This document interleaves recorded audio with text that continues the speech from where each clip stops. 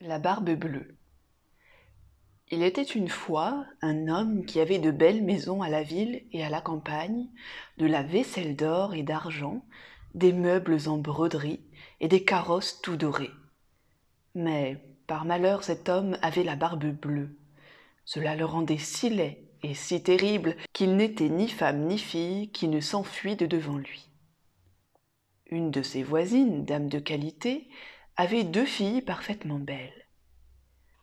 Il lui en demanda une en mariage et lui laissa le choix de celle qu'elle voudrait lui donner.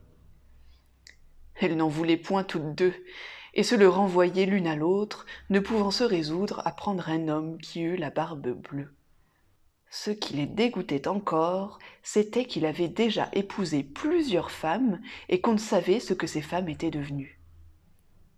La barbe bleue, pour faire connaissance, les mena avec leur mère et 3 ou 4 de leurs meilleurs amis et quelques jeunes gens du voisinage à une de ces maisons de campagne où on demeura 8 jours entiers.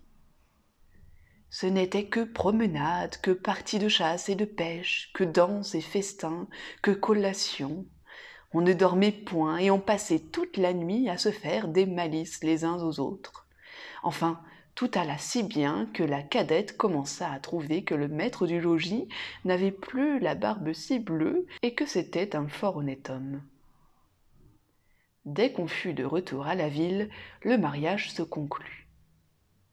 Au bout d'un mois, la barbe bleue dit à sa femme qu'il était obligé de faire un voyage en province de 6 semaines au moins pour une affaire de conséquence, qu'il la priait de se bien divertir pendant son absence, qu'elle fit venir ses bonnes amies, qu'elle les menât à la campagne si elle voulait, que partout elle fit bonne chère. Voilà, lui dit-il, les clés des 2 grands garde-meubles. Voilà celle de la vaisselle d'or et d'argent qui ne sert pas tous les jours. Voilà celle de mes coffres-forts, où est mon or et mon argent. Celle des cassettes où sont mes pierreries, et voilà le passe-partout de tous les appartements. Pour cette petite clé-ci, c'est la clé du cabinet au bout de la grande galerie de l'appartement bas. Ouvrez tout, allez partout, mais pour ce petit cabinet, je vous défends d'y entrer, et je vous le défends de telle sorte que s'il vous arrive de l'ouvrir, il n'y a rien que vous ne deviez attendre de ma colère. Elle promit d'observer exactement tout ce qui lui venait d'être ordonné, et lui, après l'avoir embrassée, il monte dans son carrosse et part pour son voyage. Les voisines et les bonnes amies n'attendirent pas qu'on les envoyât quérir pour aller chez la jeune mariée, tant elles avaient d'impatience de voir toutes les richesses de sa maison, n'ayant osé y venir pendant que le mari y était, à cause de sa barbe bleue qui leur faisait peur. Les voilà aussitôt à parcourir les chambres, les cabinets, les garde-robes, toutes plus belles et plus riches les unes que les autres. Elles montèrent ensuite au garde-meuble, où elles ne pouvaient assez admirer le nombre et la beauté des tapisseries, des lits, des sofas, des cabinets, des guéridons, des tables et des miroirs, où l'on se voyait depuis les pieds jusqu'à la tête, et dont les bordures, les unes de glace, les autres d'argent et de vermeil doré, étaient les plus belles et les plus magnifiques qu'on eût jamais vues. Elles ne cessaient d'exagérer et d'envier le bonheur de leur amie, qui cependant ne se divertissait point à voir toutes ces richesses à cause de l'impatience qu'elle avait d'aller ouvrir le cabinet de l'appartement bas. Elle fut si pressée de sa curiosité que, sans considérer qu'il était malhonnête de quitter sa compagnie, elle y descendit par un petit escalier dérobé et avec tant de précipitation qu'elle pensa se rompre le cou 2 ou 3 fois.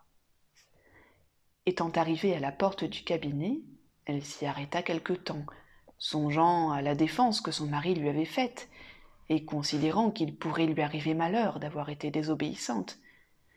Mais la tentation était si forte qu'elle ne put la surmonter. Elle prit donc la petite clé et ouvrit en tremblant la porte du cabinet. D'abord, elle ne vit rien, parce que les fenêtres étaient fermées. Après quelques moments, elle commença à voir que le plancher était tout couvert de sang caillé, et que, dans ce sang, s'humiraient les corps de plusieurs femmes mortes et attachées le long des murs. C'étaient toutes les femmes que la barbe bleue avait épousées et qu'il avait égorgées l'une après l'autre. Elle pensa mourir de peur, et la clé du cabinet qu'elle venait de retirer de la serrure lui tomba de la main. Après avoir un peu repris ses esprits, elle ramassa la clé, referma la porte et monta à sa chambre pour se remettre un peu. Mais elle n'en pouvait venir à bout, tant elle était émue. Ayant remarqué que la clé du cabinet était tachée de sang, elle l'essuya 2 ou 3 fois, mais le sang ne s'en allait point. Elle eut beau la laver et même la frotter avec du sablon et du grès, il y demeura toujours du sang, car la clé était fée, et il n'y avait pas moyen de la nettoyer tout à fait. Quand on ôtait le sang d'un côté, il revenait de l'autre. La Barbe-Bleue revint de son voyage dès le soir même, et dit qu'il avait reçu des lettres dans le chemin qui lui avaient appris que l'affaire pour laquelle il était parti venait d'être terminée à son avantage. Sa femme fit tout ce qu'elle put pour lui témoigner qu'elle était ravie de son prompt retour. Le lendemain, il lui redemanda les clés et elle les lui donna, mais d'une main si tremblante qu'il devina sans peine tout ce qui s'était passé. « D'où vient, lui dit-il, que la clé du cabinet n'est point avec les autres ? » « Il faut, dit-elle, que je l'ai laissée là-haut sur ma table. »« Ne manquez pas, dit la Barbe-Bleue, de me la redonner tantôt. » Après plusieurs remises, il fallut apporter la clé. La Barbe-Bleue, l'ayant considérée, dit à sa femme : « Pourquoi il y a du sang sur cette clé ? » ?»« Je n'en sais rien, répondit la pauvre femme plus pâle que la mort. « Vous n'en savez rien, reprit la Barbe-Bleue. Je le sais bien, moi. Vous avez voulu entrer dans le cabinet.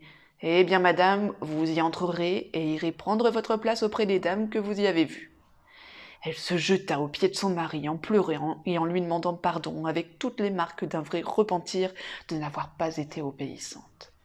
Elle aurait attendri un rocher, belle et affligée comme elle était. Mais la Barbe-Bleue avait le cœur plus dur qu'un rocher. « Il faut mourir, madame, lui dit-il, et tout à l'heure. »« Puisqu'il faut mourir, répondit-elle en le regardant les yeux baignés de larmes, tenez-moi un peu de temps pour prier Dieu. »« Je vous donne un demi-quart d'heure, reprit la Barbe-Bleue, mais pas un moment davantage.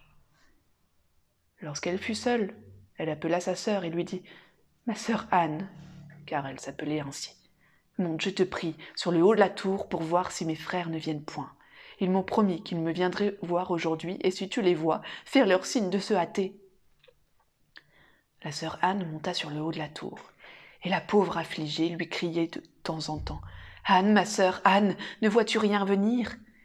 Et la sœur Anne lui répondait : « Je ne vois rien que le soleil qui poudroie et l'herbe qui verdoie. » Cependant, la Barbe-Bleue, tenant un grand coutelas à sa main, criait de toute sa force à sa femme : « Descends vite, ou je monterai là-haut. »« Encore un moment, s'il vous plaît, » lui répondait sa femme, et aussitôt elle criait tout bas : « Anne, ma sœur Anne, ne vois-tu rien venir ?»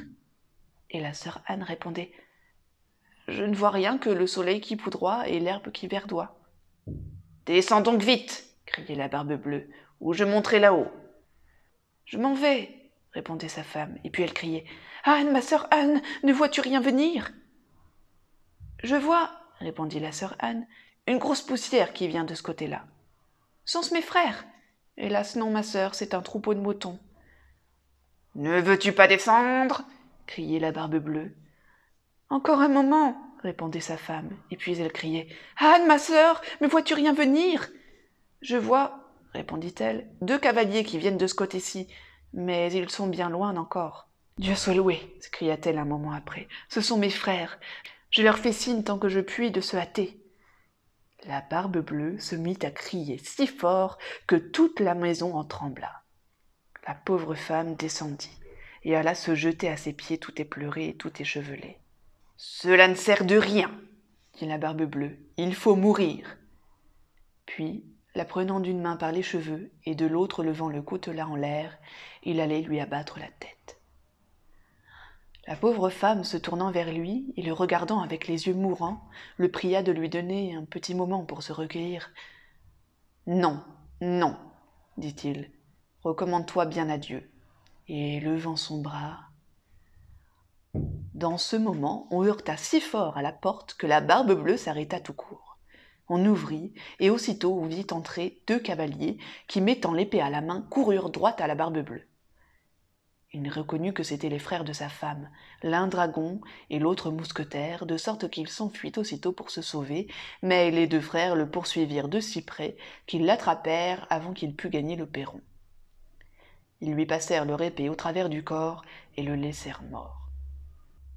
La pauvre femme était presque aussi morte que son mari et n'avait pas la force de se lever pour embrasser ses frères. Il se trouva que la Barbe-Bleue n'avait point d'héritier et qu'ainsi sa femme demeura maîtresse de tous ses biens. Elle en employait une partie à marier sa sœur Anne avec un jeune gentilhomme dont elle était aimée depuis longtemps, une autre partie à acheter des charges de capitaine à ses deux frères, et le reste à se marier elle-même à un fort honnête homme qui lui fit oublier le mauvais temps qu'elle avait passé avec la Barbe-Bleue. Moralité. La curiosité, malgré tous ses attraits, coûte souvent bien des regrets. On en voit tous les jours 1000 exemples paraître. C'est, n'en déplaise au sexe, un plaisir bien léger. Dès qu'on le prend, il cesse d'être, et toujours il coûte trop cher. Autre moralité. Pour peu qu'on ait l'esprit sensé, et que du monde on sache le grimoire, on voit bientôt que cette histoire est un conte du temps passé. Il n'est plus d'époux si terrible, ni qui demande l'impossible, fût-il malcontent et jaloux.